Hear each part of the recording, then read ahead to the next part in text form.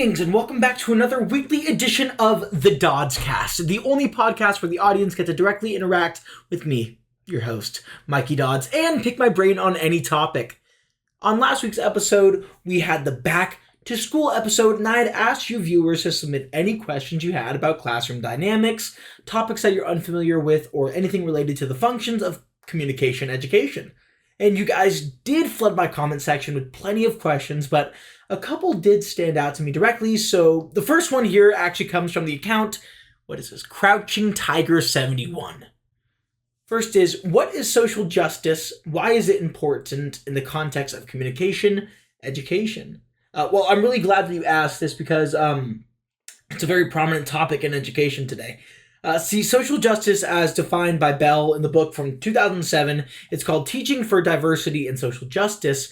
It is both a process and a goal. That's what they define it as. And as a process, it recognizes areas of unequal power and it works to fix that system. But then as a goal, it ultimately is an ideal world where everything is equitable and everything is distributed properly for both a healthy physical and psychological society.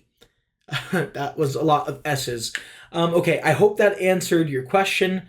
Actually, and speaking on that reminds me of critical communication pedagogy. To break down CCP, it starts with critical, which is talking about intervening the incorrect structures and systems inside of institutions.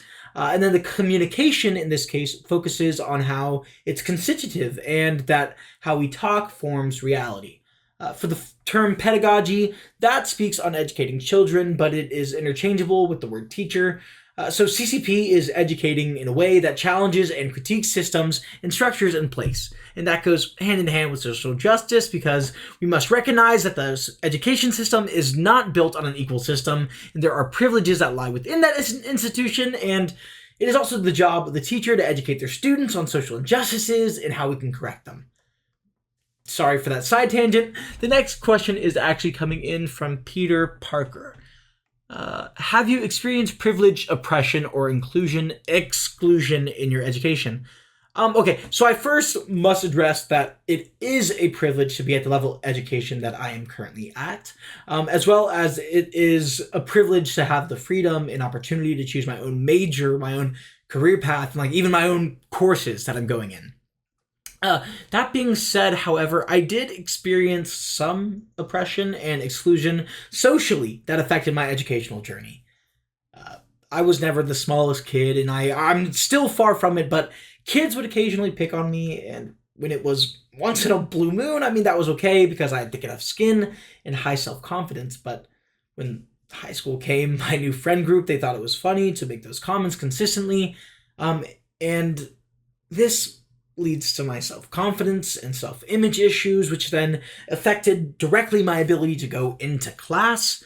And this actually also ties back into how communication is constitutive because words started to build a reality for me and it was hard to survive in. All right, anyways, on to my final question, and this one comes in from Ren Williams. What do you think about what teaching and learning should be? Okay, well, for starters, teachers are the people who are responsible for educating students in not only curriculum and formulas, but also in manners and values.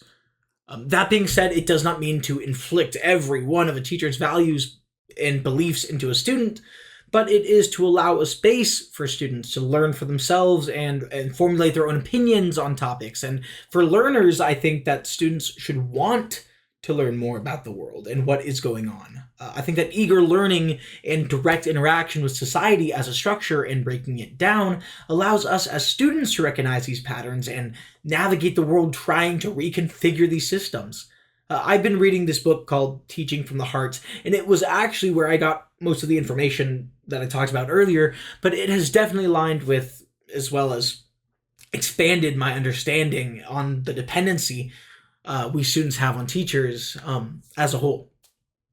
And that does wrap up this week's episode of the Dodds-cast. Thank you so much for listening and interacting with these conversations because these questions, they do help me apply these concepts that I'm learning into my everyday life.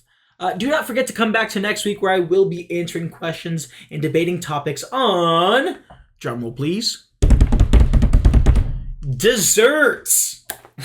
Once again, thank you, and we will see you next week. Go ahead and leave those questions in the comments.